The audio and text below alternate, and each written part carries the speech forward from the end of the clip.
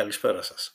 Ονομάζομαι Απόστολος Φούρναρης. Είμαι επίκουρος καθηγητής ψυχολογίας και ψυχοδυναμικός ψυχοθεραπευτής. Καλωσορίσατε λοιπόν στο Ψυχολογία, The Podcast.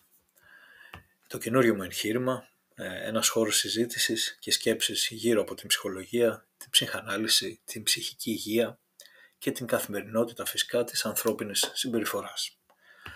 Θα ήθελα να ξεκινήσω πρώτα με μια μικρή εισαγωγή στο ψυχοδυναμικό μοντέλο, στο ψυχαναλυτικό μοντέλο αν θέλετε και στον ψυχοδυναμικό ψυχαναλυτικό τρόπο σκέψης, μέσα από τον οποίο θα κοιτάξουμε, θα προσπαθήσουμε να αναλύσουμε και να καταλάβουμε την ανθρώπινη συμπεριφορά στα επεισόδια του podcast που θα ακολουθήσουν.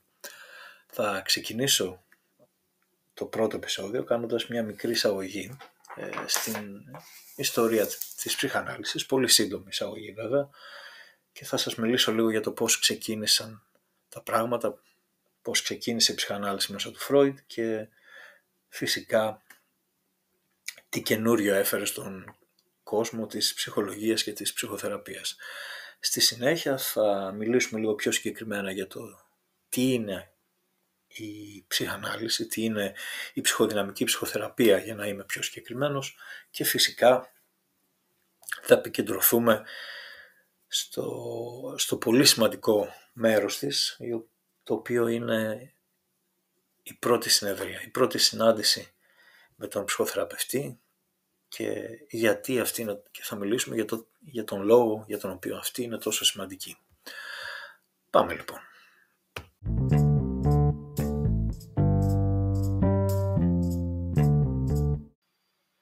Αν και αρκετές από τις θεωρίες της ψυχανάλυσης, ίσως κάποιες από τις θεωρίες της ψυχανάλυσης έχουν ξεπεραστεί ή πλέον η κατανόηση της ψυχικής υγείας γίνεται με διαφορετικούς τρόπους, δεν πάβει να ισχύει ότι η ψυχανάλυση έχει επηρεάσει ίσως όσο καμία άλλη θεωρία τον τρόπο με τον οποίο καταλαβαίνουμε την ψυχική υγεία σήμερα και φυσικά τον τρόπο με τον οποίο εφαρμόζεται η οποιαδήποτε μορφή ψυχοθεραπείας στη σημερινή εποχή.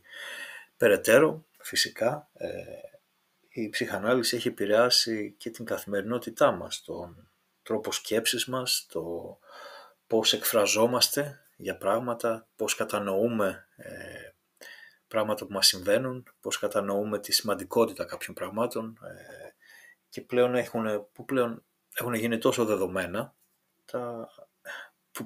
που μπορώ να πω ότι δεν τα ξέρουμε ίσως και δεν συνειδητοποιούμε, να το πω διαφορετικά, πόσο είναι επηρεασμένα κάποια πράγματα τα οποία πιστεύουμε σήμερα από την ψυχανάλυση και από τη θεωρία της ψυχανάλυσης. Ένα παράδειγμα θα φέρω είναι ότι η σημαντικότητα των πρώτων σχέσεων και η σημαντικότητα των πρώτων χρόνων της ζωής μας στην δημιουργία του χαρακτήρα, της προσωπικότητας και μετέπειτα ίσως στο κατά πόσο στην ποιότητα της ψυχικής μας υγείας, να το πω έτσι. Η ψυχανάλυση ξεκίνησε από τον Φρόιντ. Ο Σίγμουντ Φρόιντ γεννήθηκε στη Μοράβια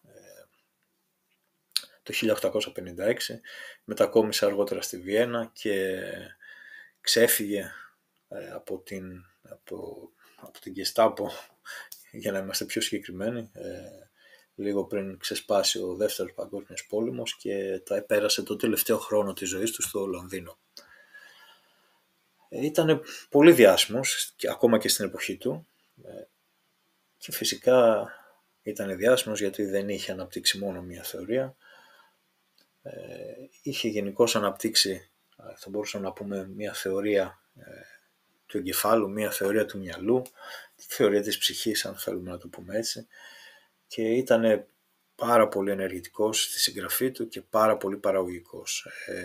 Η βιβλιογραφία του αποτελείται από ένα σύνολο 25 τόμων με αμέτρητες κατά κάποιο τρόπο εργασίες, κάποιες πιο εύκολες, κάποιες λίγο πιο δύσκολες να διαβαστούν και να κατανοηθούν. Αυτό που πολλοί δεν ξέρουν για τον Φρόιντ είναι ότι είχε προταθεί 2 φορές για Νόμπελ, με συγχωρείτε, Είχε προταθεί 2 φορές για Νόμπελ λοιπόν. Το ένα ήταν για ιατρική και το άλλο ήταν για λογοτεχνία. Και ένα ακόμα δεδομένο που ίσως να μην γνωρίζουν πολλοί είναι ότι την φορά στην οποία προτάθηκε για Νόμπελ ιατρικής είχε παρέμβει ο Αϊνστάιν, ο οποίος μάλιστα είχε στείλει γράμμα στην Επιτροπή και είχε ζητήσει να μην το απονεμηθεί το Νόμπελ, γιατί όπως είχε πει συγκεκριμένα στο γράμμα του, δεν είναι δυνατόν να δώσουμε Νόμπελ σε ένα ψυχολόγο. Ακόμα μια μικρή λεπτομέρεια για τη ζωή του, για να δούμε έτσι λίγο πόσο παραγωγικός, πόσο πολυπράγμονο κατά κάποιο τρόπο ήταν ο Φρόιντ. Ο Φρόιντ ήταν νευρολόγος, ήταν γιατρός, ήταν νευρολόγος, και μία από τις μεθόδους που είχε εφεύρει ακόμα και τότε, μία από τις μεθόδους που είχε εφεύρει τότε, η αναισθησία, ένας τρόπος αναισθησίας του ματιού, έτσι ώστε να μπορεί να εγχειρήσει ένας γιατρός στο μάτι. Ο τρόπος λοιπόν που είχε εφεύρει τότε χρησιμοποιείται ακόμα και τώρα, δεν έχει ξεπεραστεί δηλαδή. Ήτανε βέβαια αρκετά ιδιαίτερος χαρακτήρας, ήταν πολύ σκληρός, θα μπορούσε να γίνει πολύ σκληρός με τους φίλους του και να τους κόψει από τη ζωή του εντελώς και πολύ απότομα και με πολύ σκληρό τρόπο. Υπάρχουν άλλωστε τα γράμματα αλληλογραφίας με φίλους, τα οποία μας το αποδεικνύουν. Και φυσικά ήταν και πολύ σκληρός και με τους εχθρούς του. Βέβαια ήταν και αρκετά αστείος. Με ένα ειρωνικό τρόπο είχε γράψει η Γκεστάπο όταν έφευγε από την Γερμανία, συγκεκριμένα με τη βοήθεια είχε παρέμβει η Μαρία Αντουανέτα για να μπορέσει να ξεφύγει από τη Γερμανία και να το πούμε έτσι, να μην σκοτώσουν όλη την οικογένεια, και κάποια μέλη δεν είχαν γλιτώσει της οικογένειάς του. Είχε γράψει, η Γκεστάπο τον είχε αναγκάσει λοιπόν να γράψει ένα γράμμα, στο οποίο έλεγε ότι η Γκεστάπο δεν τον είχε πειράξει και ότι τον είχε αφήσει να φύγει χωρίς κανένα πρόβλημα. Και έγραψε το γράμμα, έγραψε ό,τι του ζήτησαν και στο τέλος πρόσθεσε με ένα χιουμοριστικό, ειρωνικό κατά κάποιο τρόπο ύφος, η Γκεστάπο δεν με πήρξε καθόλου, η Γκεστάπο είναι πάρα πολύ καλή, για να είμαι ειλικρινής προτείνω την Γκεστάπο σε όλους. Έτσι λοιπόν, με αυτόν τον ιδιαίτερο χαρακτήρα και λόγω ίσως αυτού του ιδιαίτερου χαρακτήρα δημιούργησε και σκέφτηκε θεωρίες οι οποίες πάρα πολλές από αυτές προκάλεσαν και προκαλούν ακόμα. Προκάλεσαν πάρα πολλές αντιδράσεις, ιδιαίτερα στην Βιέννη της εποχής και ιδιαίτερα με τα πιστεύω της εποχής που ίσχυαν τότε, τα κοινωνικά πιστεύω.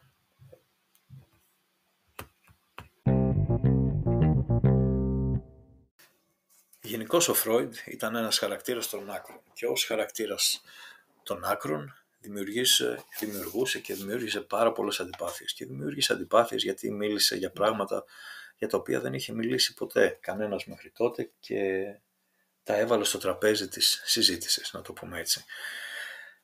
Σε πάρα πολλούς δεν άρεσε, πάρα πολλοί τον μισούσαν, ήταν κατά κάποιο τρόπο,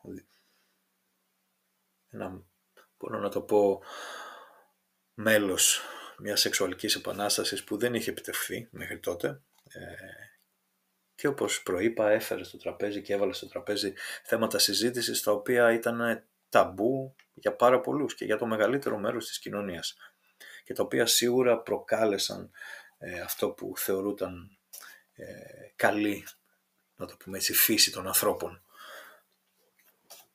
Στο κέντρο των ιδεών της ψυχανάλυσης, γιατί δεν θα μπούμε σε ιστορικά και άλλα τέτοιου είδους στοιχεία περαιτέρω, σήμερα τουλάχιστον. Στο κέντρο λοιπόν της ψυχανάλυσης βρίσκονται δύο βασικές ιδέες.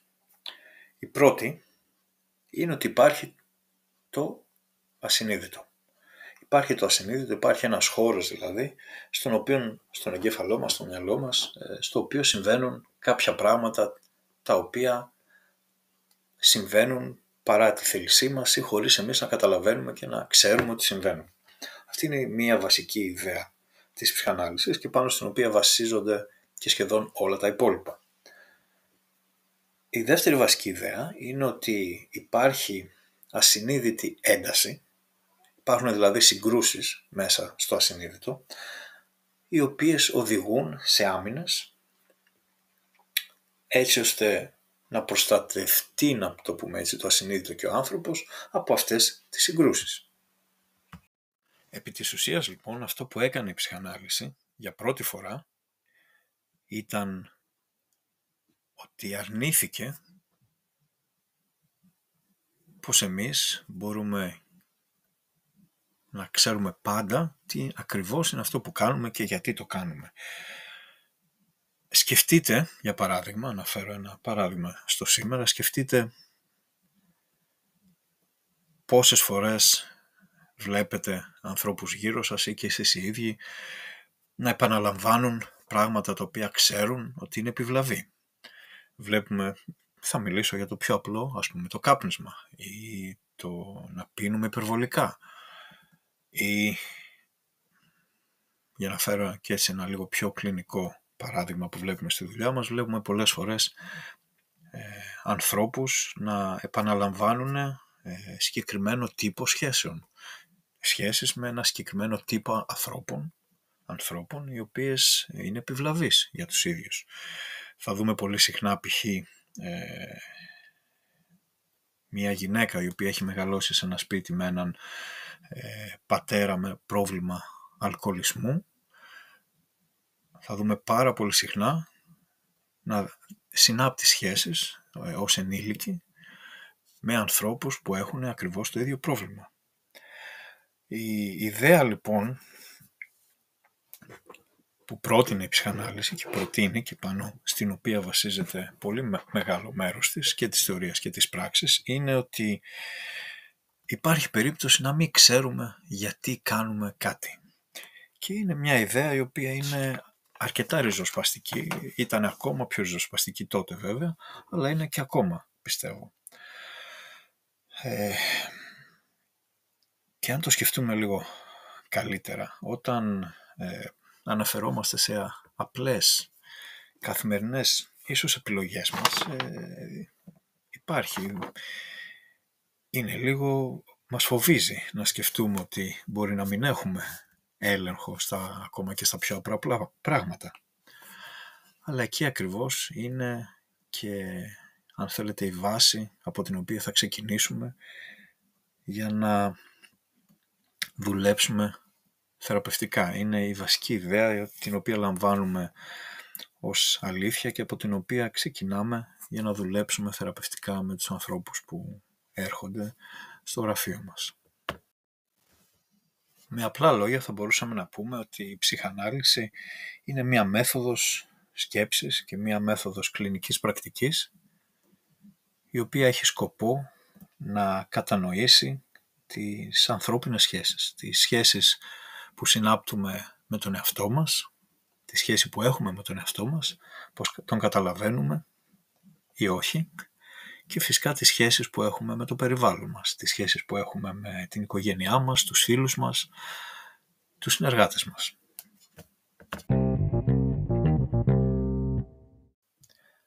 Δεν θα μπορούσε λοιπόν η σχέση με τον θεραπευτή, η σχέση με τον ψυχαναλυτικό ψυχοθεραπευτή να μην αποτελεί και βασικό κομμάτι της κλινικής δουλειάς και βασικό κομμάτι πάνω στο οποίο θα βασιστεί, αν θέλετε, και το αποτέλεσμα της ψυχοθεραπείας. Ειδικά δε η πρώτη συνεδρία, η πρώτη φορά που θα συναντηθεί ο θεραπευόμενος, να το πούμε έτσι, με τον ψυχοθεραπευτή, είναι πάρα πολύ σημαντική. Η πρώτη φορά δεν είναι μόνο η φορά κατά την οποία ο πελάτης θα μάθει και θα αποφασίσει αν θέλει να συνεχίσει ή όχι, για παράδειγμα, ή η φορά στην οποία ο ψυχοθεραπευτής θα εκτιμήσει κατά πόσο μπορεί ή όχι να βοηθήσει τον άνθρωπο που τον επισκέφτηκε, αλλά πρόκειται για η πρώτη συνεδρία, αποτελεί την έναρξη μιας θεραπευτικής σχέσης μεταξύ ασθενή και θεραπευτή. Μία από τις πληροφορίες που ένας ψυχαναλυτικός ψυχοθεραπευτής πρέπει να λάβει είναι η ποιότητα των σχέσεων του ανθρώπου που έχει μπροστά του. Και η ποιότητα των σχέσεων είναι βασική.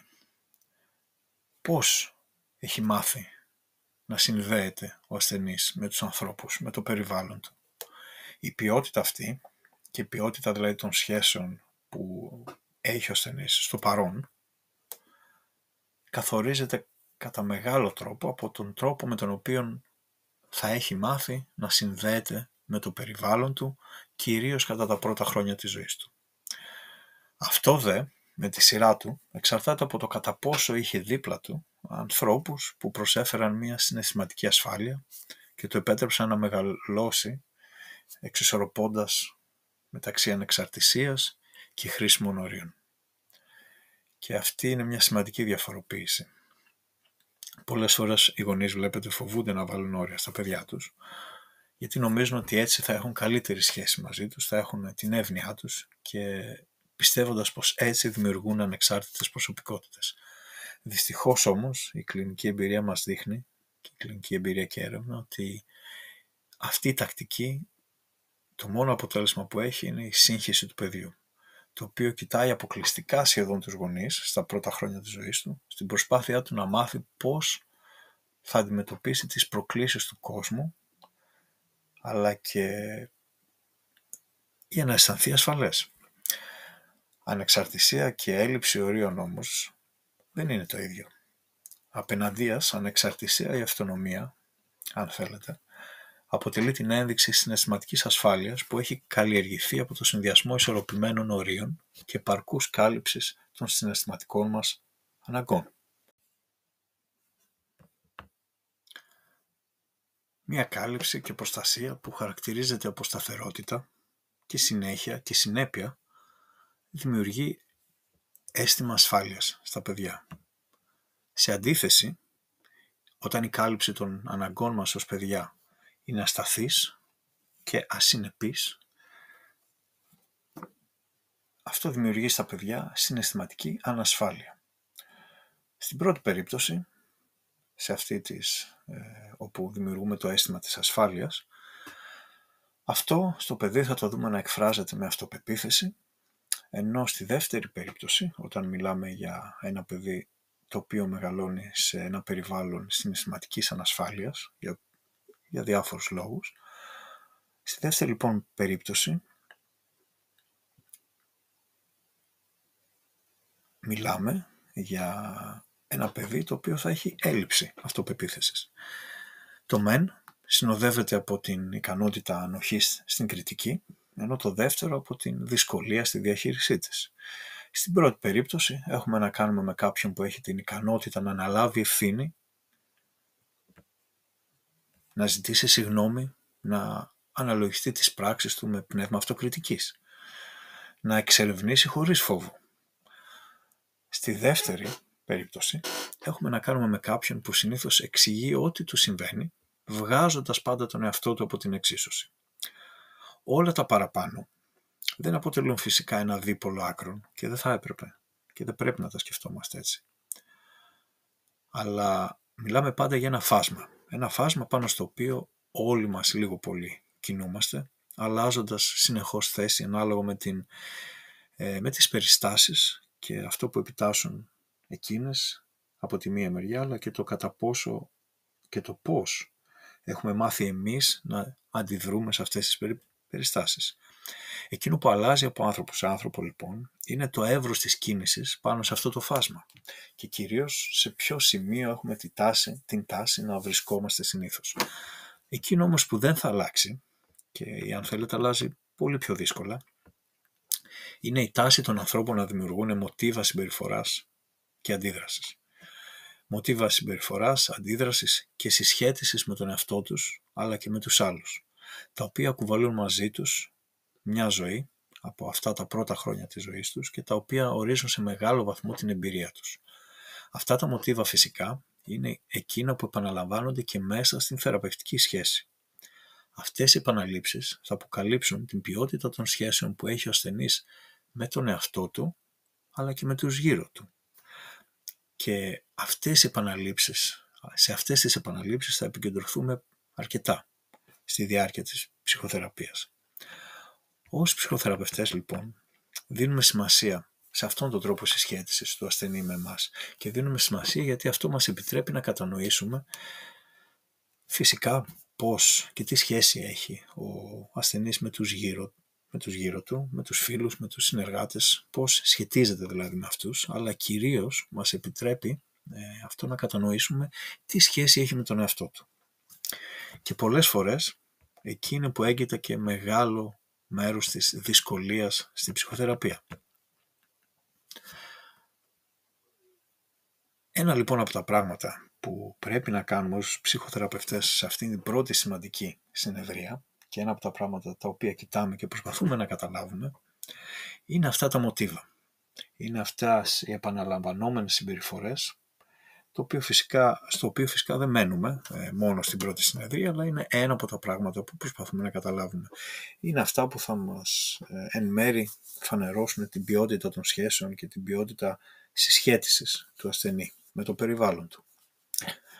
Επαναλαμβάνοντας λοιπόν ο ασθενής ένα δυσλειτουργικό μοτίβο επικοινωνίας και συσχέτισης με τον ψυχοθεραπευτή, στην ουσία ο ασθενής επαναλαμβάνει μια δύσκολη σχέση του παρελθόντος. Επαναλαμβάνει έναν επίπονο τρόπο επικοινωνίας, επαναλαμβάνει μια δυσλειτουργικότητα στη σχέση με ένα σημαντικό πρόσωπο από το παρελθόν του και συνήθως αυτό πρόκειται για ένα πρόσωπο από το στενό οικογενειακό περιβάλλον. Και βέβαια μαζί με όλα αυτά επαναλαμβάνει και τις άμυνες που έμαθε να χρησιμοποιεί σε παρόμοιες περιπτώσεις. Αλλιώς θα αντιδράσει ο ασθενής Α σε σχέση με τον ασθενή Β, ακόμα και αν πρόκειται για ένα παρόμοιο περιστατικό. Π.χ. αλλιώς αντιδράσω εγώ στο αν κάποιος μου επιτεθεί, μου φωνάξει, μου φερθεί επιθετικά στον δρόμο, αλλιώς θα αντιδράσει κάποιος άλλος. Ακούμε λοιπόν τέτοιες ιστορίες στη διάρκεια της ψυχοθεραπείας και είναι αυτές που μας φανερώνουν αυτά τα μοτίβα λοιπόν, όχι και τα επαναλαμβανόμενα όπως είπα, αλλά και τα μοτίβα επικοινωνίας και τα μοτίβα άμυνας. Επί της ουσίας όμως δεν θα πρέπει να ξεχνάμε ότι, με άλλα λόγια να το πούμε έτσι, αυτό που επαναλαμβάνεται και αυτό που επαναλαμβάνει ο ασθενής είναι ένα τραύμα. Είναι ένα τραύμα που κουβαλά συνείδητα για πάρα πολλά χρόνια. Και εκεί είναι που λαμβάνει η χώρα, θεωρώ, και το πιο σημαντικό και ουσιώδες κομμάτι της ψυχοθεραπείας. Πρόκειται για την διαχείριση και την διερεύνηση της κρίσης σε σχέση με τον ψυχοθεραπευτή μας. Και μια τέτοια κρίση μπορεί να επέλθει από πολλά ερεθίσματα όταν φυσικά μιλάμε για το θεραπευτικό κομμάτι, για το θεραπευτικό δωμάτιο, για τη θεραπευτική σχέση. Μπορεί, για παράδειγμα, να επέλθει από μια πρόκληση του ψυχοθεραπευτή στον ασθενή. Μπορεί, για παράδειγμα, να επέλθει ως αντίδραση στο ότι ο ψυχοθεραπευτής θα πάει διακοπές και θα λείψει και θα αφήσει τον ασθενή για μερικές εβδομάδες. Επίσης, μια τέτοια κρίση μπορεί να έρθει από μια λάθος ερμηνεία του θεραπευτή. Η έκφραση της κρίσης στην σχέση μεταξύ θεραπευόμενου και θεραπευτή και μπορεί να είναι παθητικό-επιθετική, να το πούμε έτσι, δηλαδή μπορεί ο ασθενής να πάψει να μιλάει, μπορεί να είναι επιθετική, όπου μιλάμε για περιπτώσεις κατά τις οποίες ο ασθενής προσπαθεί να μειώσει τον θεραπευτή, την αξία του, το έργο του, την ποιότητα της δουλειάς του και φυσικά μπορεί να εκφραστεί από έντονη επιθυμία να σταματήσει η θεραπεία. Αρκετά συχνά, βέβαια, αρκετές φορές θα δούμε ότι κάτι τέτοιο, ειδικά το τελευταίο, συγκεκριμένα το τελευταίο μάλλον, θα συμβεί αμέσως πριν ή αμέσως μετά από ένα προγραμματισμένο σύντομο διάλειμμα, λόγω π.χ. Χριστουγέννων ή Πάσχα. Τέλος, η έκφραση μιας τέτοιας κρίσης στη σχέση μεταξύ ασθενή και ψυχοθεραπευτή μπορεί να χαρακτηρίζεται από ένα έντονο πιστεύω το ασθενή πως δεν είναι αναγκαία ψυχοθεραπεία. Θα μας πει δηλαδή ο ασθενής σε μια τέτοια περίπτωση ότι αισθάνομαι πολύ καλά τις τελευταίες εβδομάδες, αλλά δεν χρειάζεται πλέον να κάνω ψυχοθεραπεία. Φυσικά και θα ήθελα να τονίσω ότι δεν αποκλείω το ενδεχόμενο απλά να μην ταιριάζουν μετά την πρώτη συνεδρία, μετά το πρώτο ραντεβού, ο θεραπευτής και ο ασθενής. Απλά αυτό που προτείνω και αυτό που θεωρώ είναι ότι έχουμε πολύ περισσότερα να κερδίσουμε από το να μείνουμε σε μια σχέση με έναν ψυχαναλυτικό ψυχοθεραπευτή που δεν βιώνουμε ως λειτουργική, από το να την αλλάξουμε για μια πιο εύκολη, μια σχέση στην οποία όλα είναι ακριβώς όπως τα θέλουμε ή τα φανταζόμαστε.